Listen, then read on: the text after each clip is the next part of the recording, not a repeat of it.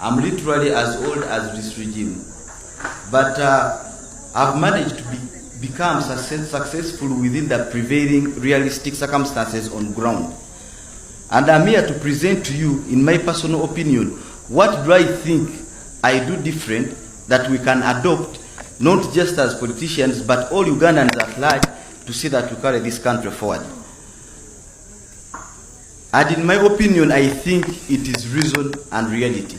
For reason is existent in each and every element of the human cycle. We all think, but very few people extend up to what I would call reason. I wrote the book. Most things, when I say them physically, they may sound a little bit, but let me know majority of you read my book. Reasoning is that ability to have a critical analysis and assessment of the prevailing circumstances before you in any aspect or challenge of life. The ability to understand a problem and create a corresponding solution to such a problem. You can never find a solution to a problem you fail to understand.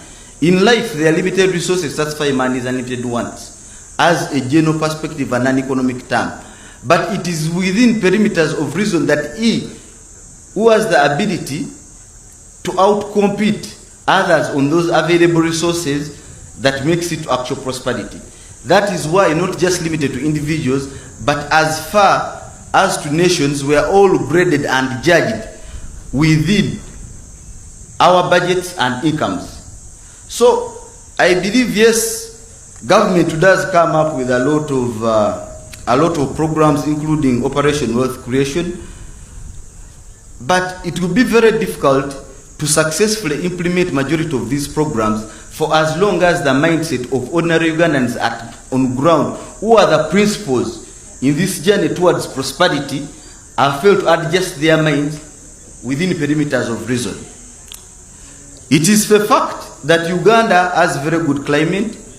It is a fact that Uganda stands with fertile soils. It is a fact that Uganda currently has the largest number of what we call the youth. Mama, when the government came into power in 1986, Uganda had approximately 13 million people. Today, Uganda is standing at a population of approximately, we're aiming for 46 million people. But out of a population of 46 million people, majority, approximately 33 million, are as old or below the age this government has existed in power. The government is doing all it can, but for as long as we don't tackle that element of reasoning capacity, it will be very hard to implement government policies and structures on ground. When you look at factors like taxation currently today, despite the fact that we have 46 million Ugandans, we have a tax base of approximately 1.6 million Ugandans. How can a population of 1.6 million Ugandans cater for all the needs of a society of 46 million Ugandans? Meaning that 45 million Ugandans are, I don't want to sound rude, but they have become a liability to the prosperity of the nation. But the funny thing, we fail to address the issue of reason to these youngsters. They have failed to take personal responsibility and an obligation to make sure that it is their responsibility to carry themselves forward at an individual level, but equally to carry the nation forward from poverty to prosperity. So, and the only way we can, actually, if I go to the legislature as well, you find that in Uganda, every year our budget is going up, but the tax base is not growing. So, instead of focusing, and what happens whenever you go to parliament, you end up increasing taxes on the already existing limited taxpayers, instead of actually looking on how we can widen the tax base.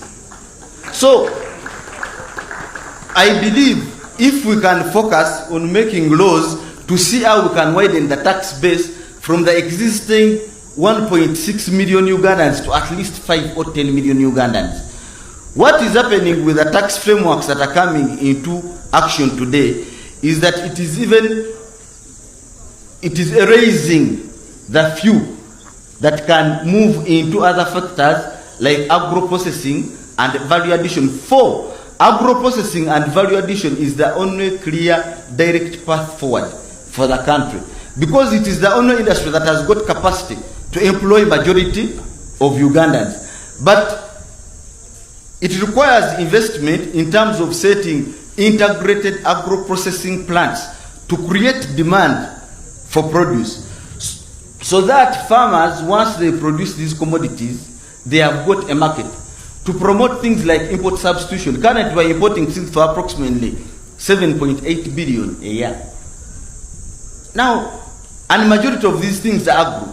Why not add value on our commodities instead of importing them in the raw perspective for peanuts, and we buy them back from these foreign countries at 10 or 20 times the price? Why not look for the market through this integrated agro-processing plant? I'm talking to you, honorable members of parliament, because at the end of the day, you are the people that draft the laws. We should have more of a realistic and reasonable perspective or approach towards the development of the country, rather than putting majority of the youth in a comfortable state that they have the freedom to continuously request government or put government at ransom to give them good schools, to give them nice roads, without necessarily being participants in the process of developing the country. It is totally unfair to have a population of 46 million Ugandans when only 1.6 million Ugandans are paying taxes. I go back to reason. You see, reason looks at that done rather than that what will be done. I'm discussing Uganda for what it is today, not for what I ought it to be. Reason looks at substance rather than formation. With reason, the end justifies the means. So, for as long as the mind cannot comprehend government processes, now we have operation like Operation Minds, Operation Wealth Creation, where government can get money. It gives these youth maybe seeds for 5 million. They will either dry on the verandas, or someone will take those seeds and say, can someone give me 500,000 cash so that I go drink? So the problem may not be in government policies. The problem is in the mindset of Ugandans.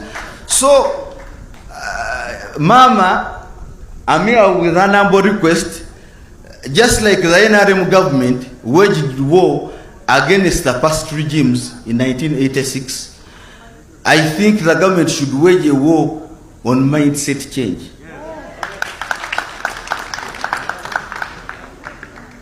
And Mama, it is my honor and I'm humbled to present you today, because for the first time in the Ministry of Education, at least we are seeing reforms in accordance, in line with our current education systems, to see how our education system can fit within the realistic perimeters of the needs of the nation. But it is in my humble opinion, in addition to what is being done, if majority have read my book, I described an education system as a tool or a system that is being introduced to a society to prepare people of a certain society on how they can engage the day-to-day challenges and provide corresponding solutions to those problems. Mama, it is unfortunate that the biggest percentage of our education sector today was imported and imposed. So it doesn't necessarily reflect our day-to-day challenges. So I'm of the humble request, if reason and reality can be introduced within the reforms that the ministry is trying to bring up, so that the syllabus is being introduced to our young generation reflects the problems we have at hand. Also, Mama and honorable members of Parliament, as we are in Parliament making laws, we have a very big challenge when it comes to our banking sector. Our banking sector is the #1 controller of our finances, being regulated by Bank of Uganda. as you are in Parliament making laws, we have a very big challenge when it comes to our banking sector. Our banking sector is the number one controller of our finances, being regulated by Bank of Uganda. If we are to go for a robust integrated agro-processing plant, we need substantial capital to invest into this industry. But if our current banking sector does not have the capacity to give us a push, then how shall we move forward? So I'm of the humble request that government, maybe through the regulator Bank of Uganda, they request these banks, foreign banks, if they are there to make money here, they should recapitalize their banks. Mama, it is also a reasonable realist fact, because yes, we might be Ugandan, but at the end of the day, we're equally Africans. It is very unfortunate that the West looks at us from a poor perspective, and that is how they define us. But you'll find that Africa holds 80% of the world's resources. Then their survival is dependent on the resources they get from here. So the question remains, we the Africans today, or Ugandans, and the West, who is donating to who? We should simply sit down and reason out how we can explore the existing resources towards our own prosperity. But Mama, all in all, I still focus on reason. Reason being that when you give someone reason, you've given them the future. For me as a businessman, I wouldn't want to call someone a failure. But regardless of how much money we put into the economy or saturation, for as long as these youth don't have the reasoning capacity to make these sums of money productive, it will be very hard as a nation to move forward. Because in business, a weak mind, I think it is the most polite word I can use. A weak mind is like letter zero. There is no capital that is big enough for a weak mind. Even if I gave you 10 billion, even if I gave you 20 billion, you will still waste it for as long as you multiply it to zero. So if we put the mind right, I think we shall put our economy in the right direction. Ugandans must be part of the problems. They must be direct participants if we are to see Uganda grow. This idea of giving them comfort that it is okay, no, it is not okay. It is not okay. You just have to be. It is unfair for you to hold government accountable for taxes you haven't paid. So how do we bring more Ugandans on board so that they are more productive and they can see this nation move forward? And we can't take a forceful approach. Like for instance, we can't get borders going back to villages, no, forcefully.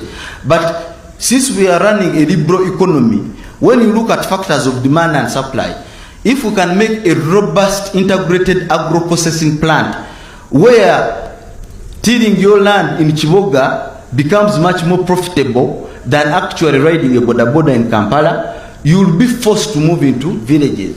So we shall have more people moving into villages and less people moving into town. Because climate has a fertile soils and good energetic population. Ugandans have been unfair to the nation. That's what I can say. We need to give those youth direction, and I think it should start with members, honorable members of parliament. When they are forming laws, they should make laws that make Ugandans participants in the prosperity of our nation. Thank you very much. Now, because of the peace, you get some entrepreneurs who now use the Uganda market now. These 46 million Ugandans are a resource in themselves. Somebody imports textiles and bags from China. Now, if he's clever and disciplined like Kiggundu, after he has accumulated a lot of those local shillings, And that's what this is what I've been telling Casita. You know the other Casita group? Those are people who specialize on Oksaka. You know Oksaka, those who speak the Bantu dialects. Oksaka, Okshaka. When you don't grow your own food, you buy food from others. So, these people import. And in the process of importing, they accumulate a lot of money from us, which then they use to buy our dollars, which we have got from coffee, and take it to China. But those who are clever like Kiggundu say that now that I have sacked quite a lot of shillings from these people, and I am disciplined, I'm not a drunkard, I don't go to the bar, squander the money there, I don't go for holidays abroad to squander the money there. Let me now go into, I think he first went into real estate. He first went into real estate, building buildings now. Then from there now, and when he came to see me like Tura, I told him, I said, you are partially a Munusi. You are partially a sucker. Because you are sucking money from us and taking it to China. Now we go into value addition. That's how he started now looking at this agro processing. So I'm very glad. I wish all the others, these Casitas could do the same. But his contribution is, first of all, the spectacles to see an opportunity. He saw an opportunity that there was a need of bags and of textiles. Then he started importing them. Then he got money. Now, instead of squandering the money, he now directed it into real estate, and now eventually into manufacturing. That's how some of the other people have started.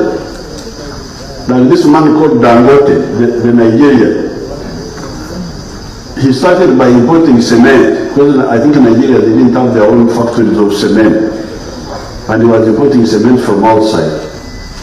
And because of that, he got a lot of local money, and that's how he started building his industries. Even when I went to South Korea, I think this company, what is their company called? The one of electronics. Huh? Some, whatever they call it, Samsung, that one there. I was told that its founder in 1931 was importing textiles. And from importing textiles, that's how he went into the radios, into the what, eventually now into the computers. So really, I'm very happy with some of these disciplined and entrepreneurial young people. So young, because Kiggundu is like in 30 what? 37, is now an old man of 37. But when you started, he was much younger. So that shows you that Uganda has the opportunities. Because he's using our purchasing power, the purchasing power of Ugandans. That young man has used our pockets to concentrate money and do business. And we congratulate him for that. And not squandered it, not because if you had gone to nightclubs abroad, for holidays outside, he would not have, yes, he would have earned the money, but squandered it. But for him, he did it.